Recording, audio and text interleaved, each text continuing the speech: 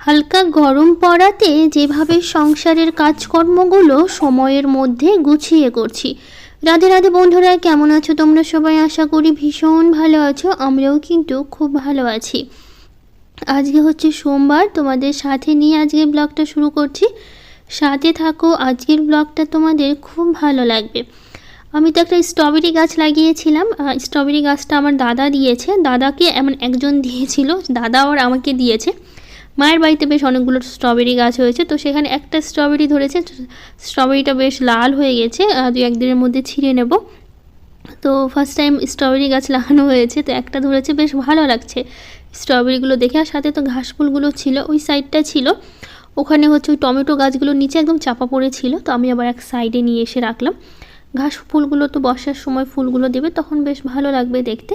আর স্ট্রবেরিটা দেখে বেশি ভালো লাগছে আমার। তো যাই হোক, ওইদিকে সবটা করে এই সাইডটা রাখলাম ওয়ালের সাথে, ওখানে বেশ ভালো রোদ পায়, ওখানেই রাখলাম আপাতত। তারপরে চলে আসলাম রান্নাঘরে বাসনগুলো গুছিয়ে নিতে। অনেকগুলো বাসন জমেছিল, এগুলো তো আমি রাত্রিবেলা সব পরিষ্কার করে রেখেছিলাম, তো সেগুলো তো রাতে আর গোছাইনি, তো সেই কারণে এখন গুছিয়ে নিচ্ছি। তো সব বাসনগুলো গুছিয়ে নিয়ে এদিকটা পরিষ্কার করে তারপরে যাব অন্য কাজে। বাসনগুলো একটু র্যাকটাতে গুছিয়ে রাখবো এখানে, কারণ এখানে তো সব বাসনগুলো গুছিয়ে রাখি। একটা গামলা আছে বড় লাল গামলাটা, ওটার মধ্যে সব বাসনগুলো রাখি, জল ঝরে গেলে তারপরে এখানে রাখি। তো রাত্রেবেলা আমি আর হচ্ছে গামলার মধ্যে রাখিনি, ওখানেই হচ্ছে ধুয়ে ওপর করে রেখেছিলাম। তো জলটা ঝরে গেছে, তো গুছিয়ে নিচ্ছি। তো রাতে আবার মাথায় আমি দিয়েছি তেল, একদম তেল চিটচিটে হয়ে আছে, তো আজকে শ্যাম্পু করে নেব। আমি রাত্রিবেলায় করে দিই, মানে সন্ধ্যার পরে আমি তেল দিয়ে দিই মাথায়, দিয়ে তারপরে হচ্ছে সারা রাত রেখে সকালবেলা উঠে শ্যাম্পু করে নিই। আমার তেল নিয়ে থাকতে না একদম ভালো লাগে না, মানে তার জন্য হচ্ছে রাত্রিবেলা করেই দিই। চুলোতে একটু তেল দিতেই হয়, তো সেই কারণে রাত্রিবেলা করে দিই। তারপরে হচ্ছে সকাল হলেই শ্যাম্পু করে নিই যখন স্নান করি তখন। তো যাই হোক, ওই দিকটা গুছিয়ে এই থালা প্লেটগুলো কালকে বের করেছিলাম আমি, তো সেগুলো আবার হচ্ছে ঢুকিয়ে দিচ্ছি। এগুলো তো সবসময় ব্যবহার করি না, তো সেই জন্য এখানেই রেখে দিই, রান্নাঘরে আর রাখা হয় না। তো বাবা এদিকে পেস্ট বের করতে পারছিল না, কারণ হচ্ছে কি বলো তো, পেস্টটা শেষ হয়ে গেছে, তো খুব চেপে চেপে বের করতে হচ্ছিল, তো ও পারছিল না, তো আমি আবার চেপে বের করে দিলাম। ঘুম থেকে উঠে পড়েছে, ব্রাশ করবে, তো নতুন পেস্টটা আছে ওটা বের করা হয়নি, এটা যতদিন মানে চেপে চেপে চালানো যায়, তো তারপর তো বের করতেই হবে। তো চলে আসলাম হচ্ছে সিঁড়ি ঝাড় দিতে। রাত্রেবেলা মানে মোটামুটি হচ্ছে 8টার দিকে কালকে এত ঝড় বৃষ্টি হয়েছে আমাদের এদিকে, প্রচুর, মানে এত জোরে হাওয়া দিয়েছিল, একটা ঝড় হয়েছিল বেশ ভালো, অনেকক্ষণ ধরেই ছিল, লাইনও চলে গেছিলো আর অনেকক্ষণ ধরে। তো পুরো বাড়িটা না একদম ধুলো ধুলো হয়ে গেছে। আজকে গোটা বাড়িটা মুছবো, তো সিঁড়ি ঘরের জানলাটা খোলা ছিল, তো সেই কারণে না ওই সিঁড়িতে প্রচুর ধুলো পড়েছে, তো ঝাড় দিচ্ছি তো প্রচুর নোংরা বেরোচ্ছে। আর এত হাওয়া ছিল না, তো সব মানে কি বলবো, এত নোংরা হয়েছে। আমাদের বাড়ির সামনেটাও প্রচুর নোংরা হয়েছে, সামনে তো আমের বাগান, আর এখন তো আমের মুকুল প্রচুর গাছে, তো হচ্ছে পুরো আমের মুকুল তো অনেক ঝরে পড়েছে। তো যাই হোক, এদিকে সবটা করে নিচ্ছি।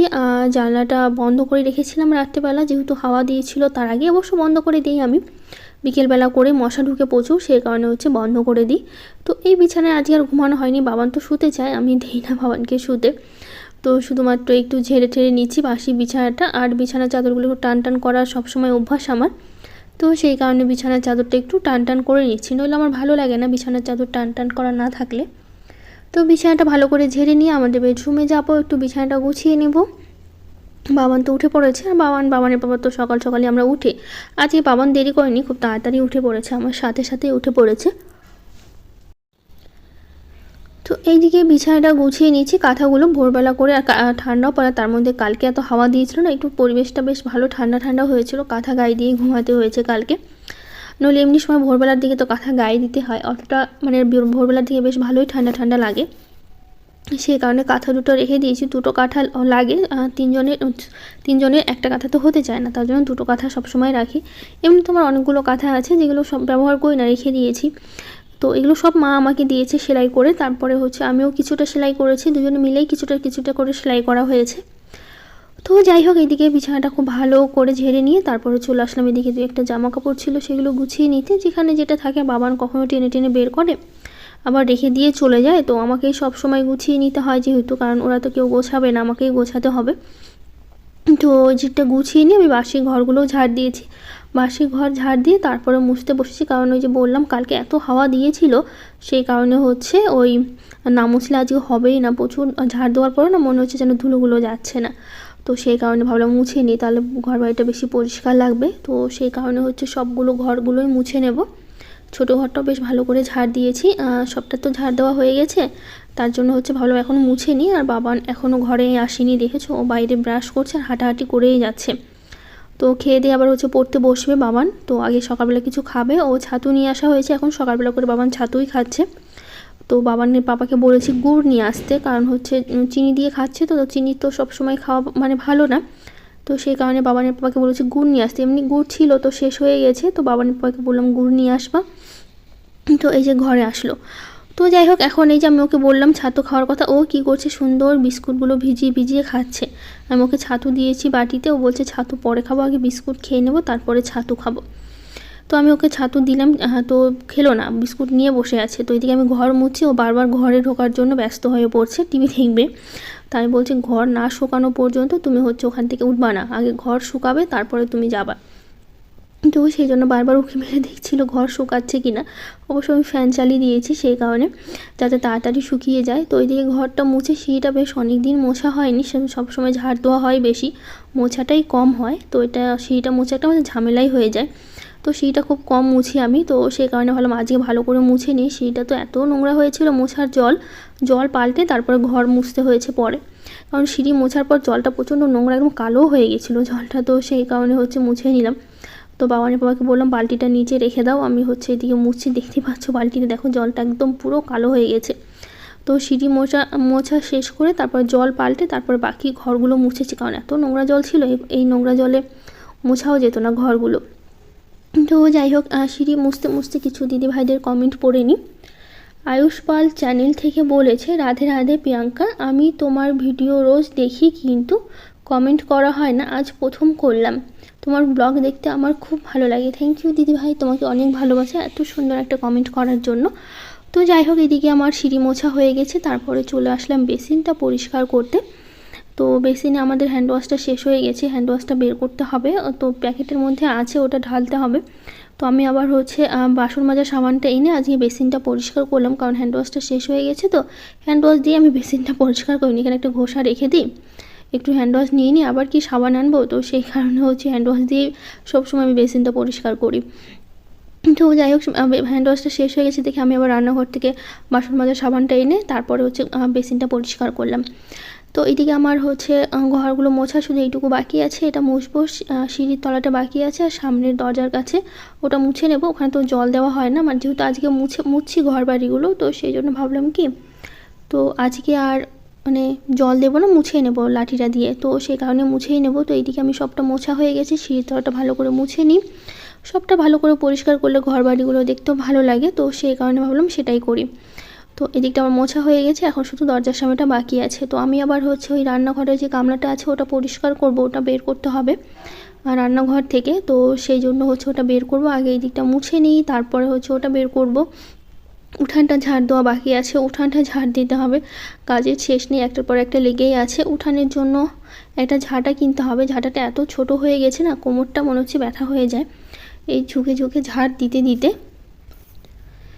ইচ্ছে টানা চ্যানেল থেকে বলেছে, দিদি ভাই তোমার বাড়িটা খুব সুন্দর, বিশেষ করে বাইরের পরিবেশটা যেটা আমার বেশি অ্যাট্রাক্ট করেছিল প্রথম থেকেই। আমার খুব ভালো লাগে, বাড়ির সামনের উঠান থাকবে, তুলসী মঞ্চ থাকবে। থ্যাংক ইউ দিদিভাই এত সুন্দর করে বলার জন্য। আমার বাড়ির সামনেটা সবাই একটু বেশি পছন্দ করে, তবু সেরকম কিছুই নেই, তারপর অনেকেই পছন্দ করে।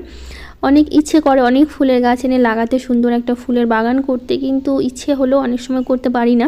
কিন্তু আমার খুব শখ সুন্দর একটা বাগান করব সামনে, মানে অনেক ফুলের গাছ থাকবে, বিভিন্ন রকমের ফুলের গাছ থাকবে, আমার খুব ভালো লাগে এই জিনিসগুলো, কিন্তু ইচ্ছে থাকলেও অনেক সময় হয়ে ওঠে না, অনেক কিছু করতেও পারি না। তো যাই হোক, উঠানটা ঝাড় দিয়ে চলে আসলাম। এখন এই যে গামলাটা বের করলাম, এর মধ্যে তো সব বাসনগুলো রাখি, রান্নাঘরে যে বাসনগুলো থাকে সব বাসনগুলো এর মধ্যেই কিন্তু রাখা হয়।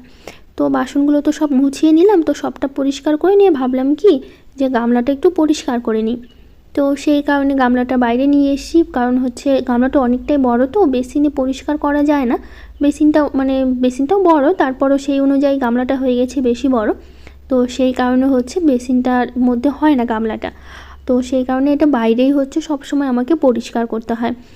ভালো করে পরিষ্কার করে নিয়ে এখন ধুয়ে হচ্ছে ওপর করে রেখে দেবো। জলটা ঝরে গেলে তারপরে ঘরে নিয়ে যাব। আমি আবার যাব হচ্ছে স্নান করতে। এদিকে তো সকালবেলা যা যা কাজকর্ম ছিল, বাসি কাজকর্ম সবই আমি করে নিয়েছি। এখন শুধুমাত্র স্নানটা বাকি আছে, স্নান করব তাহলেই আমার হয়ে যাবে। তো গামলাটা এখানে রেখে দিই, দিয়ে জলটা ঝরুক তো স্নান করব। তো আগে আবার এই দিকটা বাকি রয়ে গেছিলো কাজটা, কারণ এটা হচ্ছে ঝাড় দেওয়ার পর আমি সবসময় টেবিলটা পরিষ্কার করে নিলে প্রচুর ধুলো পড়ে। তো ঝাড় দেওয়ার পর ঘরটা মুছে নিয়ে বাইরে চলে গেছি কাজ করতে, তো মোছা হয়নি, তো ভাবলাম এখন মুছে নিই। তারপর দেখো গাছে প্রচুর ফুল ছিল, কতগুলো ফুল তুলে নিয়ে এসেছি। এখন তো ফুলের যেটা ঝুড়ি নেওয়া হয়েছে ওটার মধ্যে তো ফুল তোলাই যায় না, যেহেতু হচ্ছে এত ফুল হয়ে গেছে আর তার মধ্যে ঝুড়িটা হয়ে গেছে ছোট।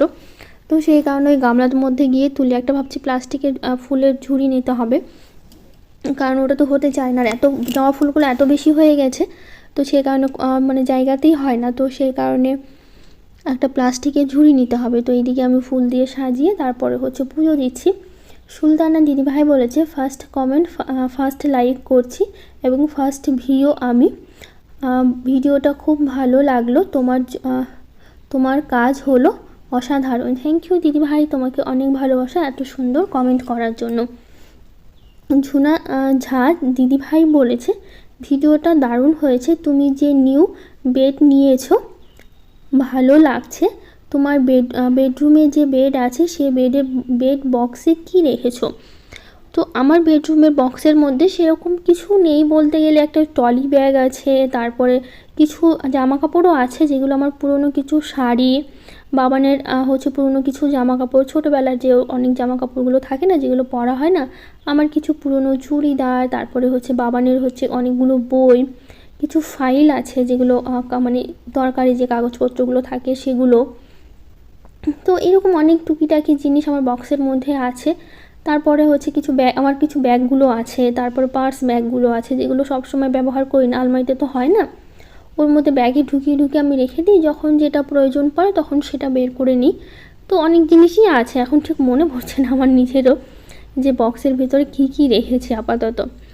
তো এইদিকে ঠাকুরকে সুন্দর করে সাজিয়ে গুছিয়ে পুজো দেওয়া শেষ হয়ে গেল। তো চুলটা এখন আর খুলবো না, শ্যাম্পু করে নিয়েছি, মাথায় তেল দিয়েছিলাম তোমাদের বললাম। তো চলে যাব সোজা রান্নাঘরে গিয়ে তারপরে হচ্ছে কাজ শুরু করব।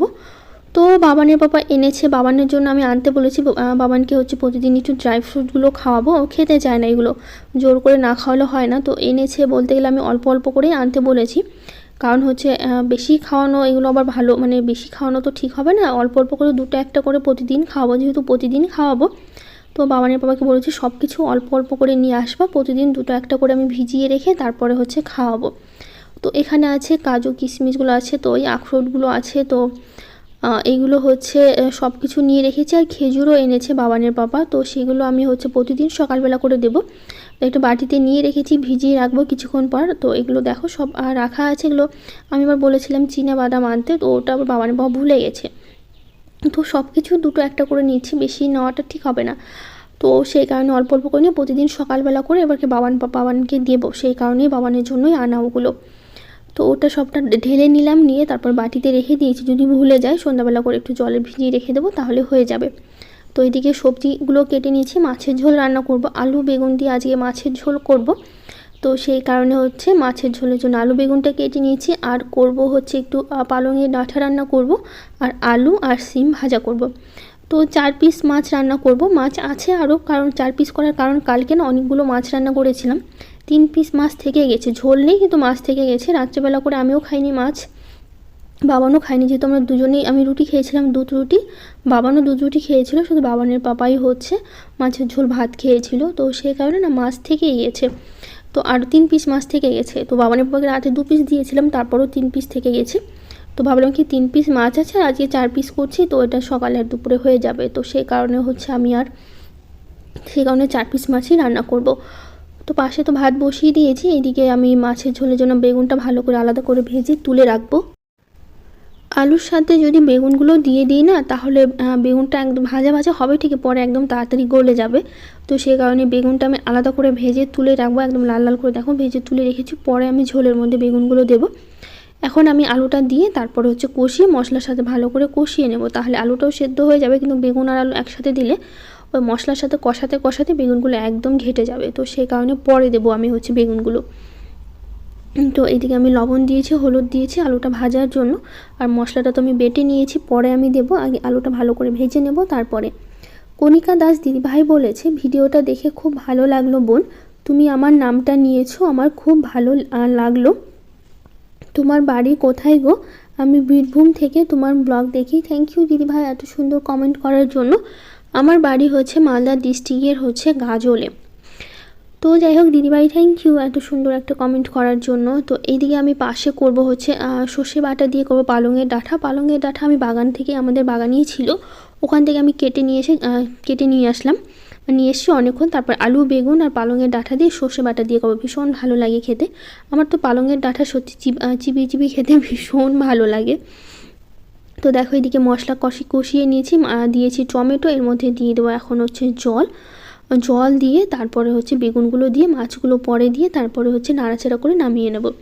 তো এদিকে জলটার গরম জল দিইনি, ঠান্ডা জলই দিয়েছি, যেহেতু পাশে কড়াইতে হচ্ছে ওই রান্না হচ্ছে সে কারণে।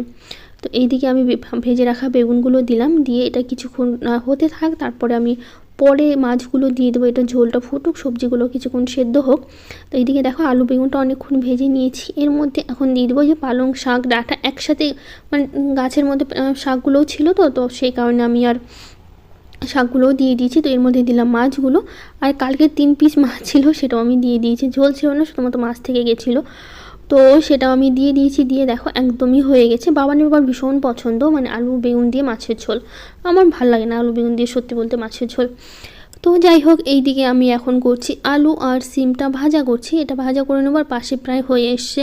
ডাঁটাগুলো ওর মধ্যে দিয়ে দেবো এখন সর্ষে বাটা, কারণ এটা সেদ্ধ হতে অনেকটা টাইম লাগে, আর ডাঁটাগুলো সেদ্ধ হতে অনেকটা টাইম লাগে সেই কারণে।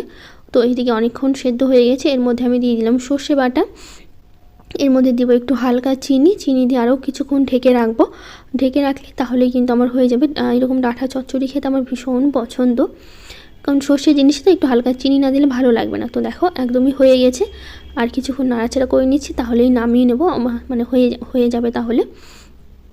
আর এইদিকে হচ্ছে আমার সিমটাও প্রায় ভাজা আর একটু করে নেব, কারণ এখনও হয়নি আলু আর সিম ভাজাটা। তো এখন করে নেবো হচ্ছে রুটি আমার নিজের জন্য। প্রতিদিন সকালবেলা করে রুটি খাই আমি, তো সে কারণে নিজের জন্য শুধুমাত্র রুটি করছি। তো জীবনের ওঠাপড়া চ্যানেল থেকে দিদিভাই বলেছে, খুব ভালো লাগলো, কোথায় থাকো বুনু তুমি? আমি থাকি বলতে গেলে আমার বাড়ি হচ্ছে মালদা ডিস্ট্রিক্টের হচ্ছে গাজলে। তো হচ্ছে সুমিতা দিদিভাই বলেছে, দিদি তুমি কি ভারত সেবা আশ্রমে দীক্ষিত? তো না গো, এখন আমার নেওয়া হয়নি, কিন্তু আমার খুব ইচ্ছে নেওয়া। আমাদের এখানে আছে ভারত সেবা আশ্রম, খুব কাছাকাছি। প্রতি বছর এই কিছুদিন আগেই হয়ে গেল অনুষ্ঠান, তো বাবাকে বলেছিলাম, তো মানে একটা কারণের জন্য আর যাওয়া হয়নি। তো দেখি সামনের বছর খুব নেওয়ার ইচ্ছে আছে, না নিলে হবে না। এত বছর হয়ে গেল বিয়ে, বাবাকে কত বলছে কিন্তু শুনছে না। তো অনেক দিন আগেই না, বিয়ের পরপর নেওয়াটা খুবই ভালো, কিন্তু নেওয়া হয়নি এখনও পর্যন্ত। তো নয়ন শর্মা চ্যানেল থেকে দিদিভাই বলেছে, দিদি তোমার বাড়িতে তোমার মা বাবা আসে না তোমার বাড়িতে? হ্যাঁ আসবে না কেন, আসে তো বাবা তো মাঝে মধ্যেই আসে, কারণ এদিক দিয়ে বাবা মায়ের সবসময় ওদের তো যাওয়া আসা বলতে গেলে আমাদের বাড়ির এখান দিয়েই যেতে হয় সব কিছুর জন্য। আর বাবার যেহেতু টোটো আছে, তো বাবা তো সপ্তাহে 2-1 দিন আমাদের এদিকে আসতেই হয়, যেহেতু এদিকে হাট বসে, তো ধান নিয়ে এটা ওটা নিয়ে শস্য নিয়ে কারো না কারো টোটো নিয়ে আসতেই হয়। তো ওই কিছুদিন আগেই তো এসেছিলো মা বাবা বৌদি একসাথেই এসেছিলো, ওই শাখা পড়তে এসেছিলো বৌদি। বিয়ের শাখাটা বেড়ে গেছে এত তাড়াতাড়ি, 3 মাসের মধ্যেই বেড়ে গেছে। শাখাটা খুব একটা ভালো ছিল না, পোকায় ধরা ছিল, তো সেই কারণে হচ্ছে শাখাটা তাড়াতাড়ি বেড়ে গেছিলো। তো শাখা পড়তেই এসেছিলো, তো আমাদের এখানে এসেছিলো তো বিকেলবেলা করে। কিন্তু মা বাবা না সেরকম এসে থাকতে পারে না বাড়িতে, সব গ্রামের দিকে বুঝতেই পারছো, বাড়িতে গরু আছে, মাঠের কাজকর্মগুলো থাকে, বাবাকে প্রতিদিন মাঠে যেতে হয়, নিজেদের জমি আছে, বাবা টোটো চালায়, দাদার স্কুল থাকে, দাদা এদিক ওইদিক বেরোতে হয়, তো সে কারণে এসে থাকতে পারে না মা কখনো। এত কাছে থাকি তবুও এসে মা কখনো রাত 2-3 দিন তো আমাদের বাড়িতে থাকেনি, এক রাতেই থাকতে চায় না, এসে থাকেও না, ওই আসলেও ওরকম 2-1 ঘন্টা থেকে তারপরে হচ্ছে চলে যায়। তো এইদিকে রান্নাবাড়ি সমস্ত শেষ করলাম, তারপরে খাওয়া দাওয়া করবো। এদিকে হচ্ছে বাবানকে খেতে দিয়েছি, আমি খাইনি, কারণ হচ্ছে ওদের সময় হয়ে গেছিলো স্কুলের, আর আমার হচ্ছে কি বলতো কাজকর্ম শেষ না করে খেতে আমার ভালো লাগে না। তো সেই কারণে আমি এদিকে বাবা মানে ওদের খেতে দিয়ে তারপরে রান্নাঘর পরিষ্কার করলাম আর বাসন মাজলাম। তো ওরা এখনও খাচ্ছে, কারণ ওদের খেতে সময় লাগে, আমার খুব একটা সময় লাগে না। আমি ওদের পরে খেতে বসেও আমার মানে তাড়াতাড়ি খাওয়া হয়ে যায়। আসলে আমি যেরকম কাজ তাড়াতাড়ি করি, আমার খাওয়াটাও খুবই তাড়াতাড়ি হয়। জানি না কেন, মানে মুখে দিয়ে আমি বেশিক্ষণ চিবাই না, আমি তাড়াতাড়ি গিলে নিই, কারণ আমার চিবাতে বেশি ভালো লাগে না। তো সেই জন্য আমি খুব তাড়াতাড়ি খাই। তো সেই জন্য সবাই বলে আমি নাকি বেশি চিবাই না, তাড়াতাড়ি খেয়ে নিই। তো যাই হোক, এই যে নিজের জন্য এখন খাবার বাড়ছি। 3টে রুটি, এত রকমের তরকারি নিয়েছি। ঘুগনিটা ছিল কালকের, তো কালকে ঘুগনি রান্না করেছিলাম, থেকে গেছিলো, তো ফ্রিজে রাখা ছিল, ওটাই গরম করেছি। এত কিছু আমি নিয়েছি, তো সেই জন্য না মানে অর্ধেক খেয়ে অর্ধেক থালার মধ্যেই রেখে দিয়েছিলাম। 3টে রুটি নিয়েছি, তার মধ্যে হচ্ছে 1.5টা রুটি খেয়েছি, 1.5টা থেকেই গেছিলো। চাল কুমড়োর ঘন্ট নিয়েছি, কারণ এটা কালকের ছিল। কালকে মাছের ঝোল করেছিলাম, চাল কুমড়োর ঘন্ট করেছিলাম, তো সেটা তো 1 পিস মাছ, তো এত কিছু নিয়েছি। সত্যি বলতে 1.5টা রুটি আর অর্ধেক তরকারি খেয়ে রেখে দিয়েছিলাম। আমি খাইনি আমি কিছু, এত কিছু। তো যাই হোক, এদিকে ওদের পরে বসেও আমার খাওয়া হয়ে গেছে, কারণ আমি তাড়াতাড়ি খাই, ওদের সময় লাগে খেতে। তো বাবানও রেডি হয়ে গেছে, এখন স্কুলে বেরোবে। বাবানের পাপাও রেডি হয়ে গেছে, বাবা ছেলে দুজনে মিলে একসাথে বেরিয়ে যাবে। আর এইদিকে আমার সংসারের সব কাজ হয়ে গেছে। এখন আমি শুধু হালকা রোদ উঠেছে বাইরে, রোদে দাঁড়িয়ে একটু চুলটা শুকিয়ে নেবো, তাহলেই হয়ে যাবে। তো ওরা চলে গেল স্কুল, আর আমার তো সারাদিন কাটে একা একা, যেহেতু আমি একাই থাকি বাড়িতে, সেই জন্য। তারপরে সন্ধ্যাবেলা না, ঠিক বিকেল টাইমে আমার ননদ এসছে, গাজলেই বাড়ি। তো একটু চা করব। এটা আমার মামার শ্বশুরের মেয়ে, যেহেতু আমার নিজের ননদ নেই, তো বাবানের বাবার থেকে বড় ননদ সবে আমার, তো দিদি বলি। তো বাবানের বাবার থেকে যেহেতু বড়, তো এদিকে আমি চা করছি, চা মুড়ি। তো এসে অনেকক্ষণ গল্প করছিলাম, 7:30টার দিকে তখন আবার চলে যায়। সন্ধ্যার একটু আগে এসেছিলো, তো 3 কাপ চা করছি। বাবানের বাবা দুধ চা খেতে চায় না, 1 কাপ অর্ধেক বাবানকে দিয়েছি, অর্ধেক বাবানের বাবা খেয়েছে, কারণ ও দুধ চা খেতে চায় না। আমার আবার ভীষণ ভালো লাগে দুধ চা খেতে। তো এদিকে চা দিয়েছি, তো চা দেবো আর তারপরে মুড়ি দেবো। আগে চাটা খেয়ে তারপর আমরা 3জনে মিলে বসে গল্প করছিলাম, বাবানের পাপা, আমি আর দিদি মিলে গল্প করছিলাম। তারপরে আসলাম একটু মুড়ি মেখে দিতে, তো সেই জন্য এই যে মুড়ি নিয়েছি, 3জনে মিলে বসে মুড়ি খেয়ে নেবো। বাবান একটু সন্ধ্যা দিয়ে দিল, বাবানকে বললাম সন্ধ্যা দিতে। তো এখানে হচ্ছে গাজর, শসা, লঙ্কা, পেঁয়াজ দিইনি, পেঁয়াজ দিলে একটু ভালো লাগতো, কিন্তু দিলাম না। তারপরে হচ্ছে ছোলা সেদ্ধ ছিল, সেদ্ধ ছোলা না মানে ভেজানো ছোলা, চানাচুর একটু মশলা দিলাম, লবণ টবণ দিয়ে খুব ভালো করে মুড়িটা মেখেছি। বেশ ভালো লাগে সব কিছু দিয়ে মুড়ি মেখে এরকমভাবে খেতে। তো এটাই সন্ধ্যাবেলা আমাদের খাওয়া হয়েছিল, আর আড্ডা দেওয়া হয়েছিল বসে বসে। তো এইদিকে হচ্ছে আমি মুড়ি মেখে নিয়েছি, তো 3জনে মিলে বসে খেয়ে নেবো, যেহেতু বাবান মুড়ি খায় না, ও খায়নি। তো আজকের মতো টাটা।